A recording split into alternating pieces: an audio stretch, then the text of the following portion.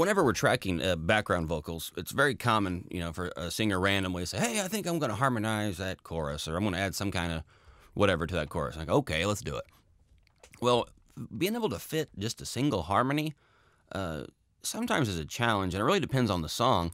But one of my go-to tactics that bails me out almost every time is to actually double the harmonies and hard pan them.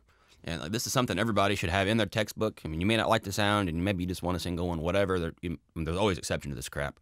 But by far, you gotta have this in your arsenal because it's saved my butt a million trillion times. And we're taking advantage of a handful of big-time principles, but the first and most obvious one is the fact that hard panning to left and right suddenly makes our vocal get bigger, which is often what they're looking for, and we can do it without fighting the center vocal. So anyway, let's check out. I've got a couple tracks here. Let's see. All right, let me make sure I get everything going here. Okay, so we got just one vocal at the moment. I'm going to center pan it. No EQ, and it definitely has too much low end at the moment. But we got our chorus vocal sound we like, but we don't have, I guess this is a pre-chorus, but either way, take a listen. Play 7 foot tall, 9 foot arms, get that water back to the farms. And I have compressed that. Let me give you a little more context so you know what's going on here in the song. Didn't send you there to play 7 foot tall, 9 foot arms, get that water back to the farms. There's something about that just doesn't interest me that much. I don't know if that adds much musically. And we can add effects and we can come up with new scams for this, but my best scam is just to take the thing and go left. And then I say, "Hey, Mr. Guy, Mr. Singer, do another one." And they almost always do. I don't think I've ever gotten resistance from this, not that I can recall. And we'll make them the same exact volume, and they've already got compression on them the same. That's all. What I usually do is just duplicate the track anyway and record on the new one. So all the settings will be identical, just except for the panning. And now let's listen to it.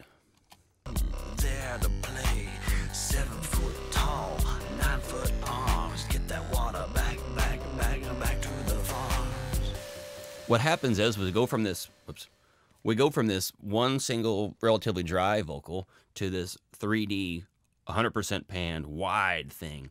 And that immediately triggers, the singers are going for something like that. And this is something they do a lot on like the Dr. Luke pop productions. He's like the only real pop guy I seem to like. But a lot of the Katy Perry stuff really has this effect where it's just a single mono vocal and then switch to this big stereo thing. And it works so well for me so much of the time. And getting this to fit in the mix is a no-brainer. And maybe it's too loud. I've got it on a buzz here, so I'll just yank it down. Blending it's easy. We can compress these extra hard if we feel like it. We can, and this is something I'll talk about in another video, we can get these really bright and airy, and that, another one of my strange noises. Anyway, we can get this real bright and airy, and we can really add space and dimension to a mix.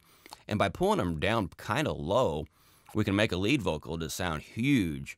We add the 3D quality where you don't really notice there's 3 vocals, but there really are. So anyway, take your background vocals and make your singers do it twice. And for sure. Always do that. Even if you ditch it and you don't need it, who cares? But get 2 in there for sure so you can manipulate panning to your advantage without having to come up with real wild tricks with, effects on the other side and all this pitch shifting junk. All right, guys. Thanks. Bye.